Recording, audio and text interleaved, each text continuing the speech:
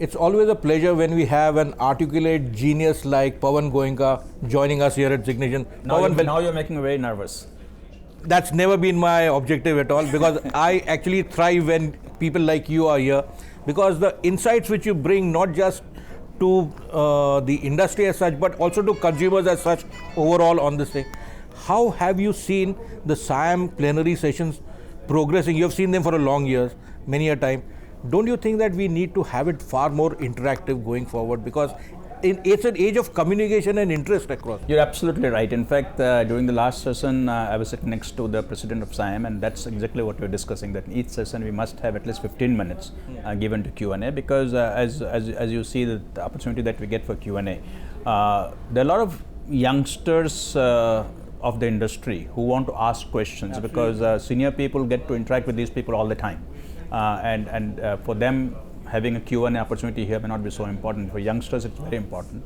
And you get some very good questions coming out of them, which even make us sort of introspect and realize that maybe there are things that we're not looking at. So you're absolutely right that we need to have that. Other thing that we need to do as an improvement, since you asked about it, that in this new era of the Mr. Modi government, there is a lot of Hindi speaking, which is good. I like that. Okay, I like that. But there are a lot of people here who don't speak Hindi. True.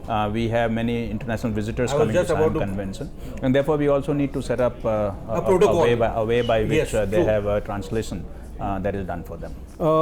Thinking across over there about how we are moving forward as an industry as a whole, we have got impending new cafe regulations coming in, etc.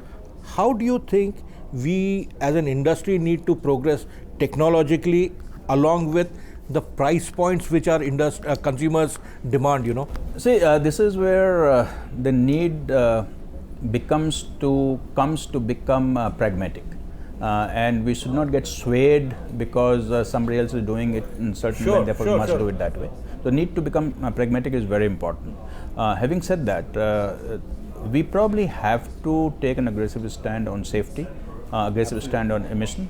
As far as fuel efficiency is concerned, that is consumer driven. True. So there is no need for the government of India to take I think it's the most pragmatic thing I've heard all day long. So we need to do that. Now, what happens is that where I have a problem is not that we must bring in safety, we must bring in cleaner fuel. Where I have a problem is that one has to be realistic about it in terms of timeline, in terms of what it will cost, in terms of what is the level that is the right level for us to be at.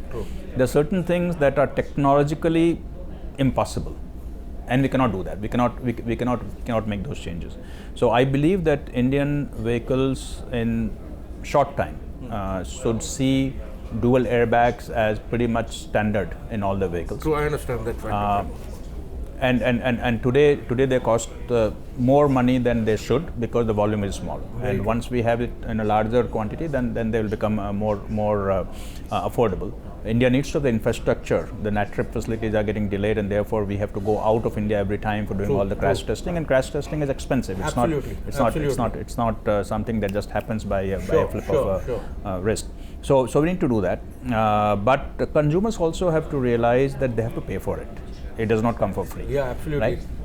And they also have to realize that there is no such thing as a 100% foolproof safety solution. True. Even the S-Class killed there isn't. There isn't. So it's just not possible. Yeah, it's not. But it doesn't happen. Sometimes, if an airbag doesn't deploy, then in the new social media age, everybody starts getting red and pink. Well, there are perils of social media, and there are propositions which are positive as well. So I know it cuts both ways. The reality is that, look, the airbags will work 99.5% time, but there will be 0.5% time when it won't deploy because the algorithm cannot capture every possible movement of the car, every possible impact that happens, and a lot of effort goes in, as you know, in calibrating an airbag. Same thing for emission. We have to bring in BS5, we have to bring in BS6, there is no question about it, right?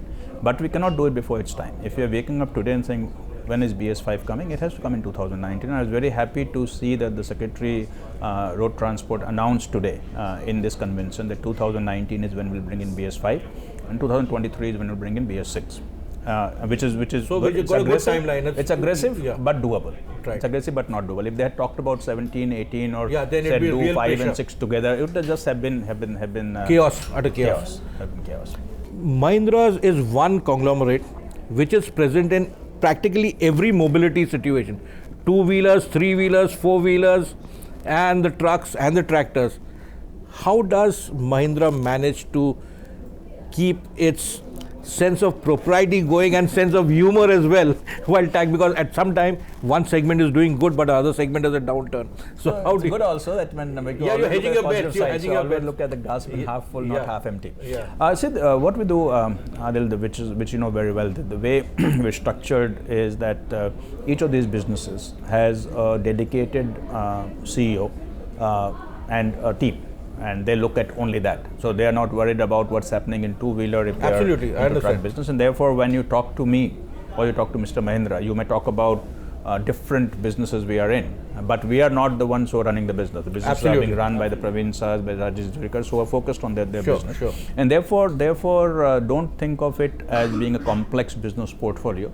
Think of it as several businesses who are coming together, complementing each other and taking advantage of. But you've got a centralized engineering pool as far as research and development. Yes, we do. Which is a fantastic thing. Which is fantastic. And centralized buying. Yeah, centralized buying. So when you have centralized buying and centralized engineering, the value that comes out of it is tremendous. But don't forget one more thing: centralized talent pool. Absolutely. Overall. Absolutely. Right. So a person who's in sales in Mahindra in tractor today, tomorrow could be getting opportunity in automotive.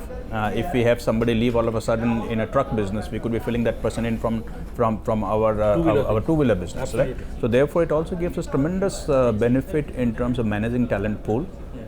Creating opportunities for employees, and employees love it. I think at the end of the day, it's a human element which really brings the success or otherwise to the table. And so yes, it is a complex portfolio. It is difficult for any one person to know the insights of so many industries.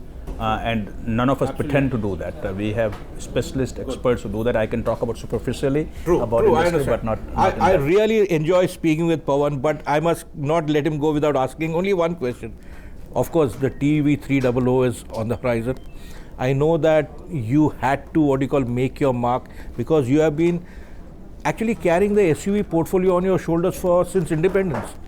And it owes to you. So how did you, considering you have the Scorpio at one end, you have got the XUV 500, is it a bridge between the two, or is it something completely new? No, so TUV 500 is a compact UV. So it's not in the size of Scorpio and XUV. It's smaller than Scorpio.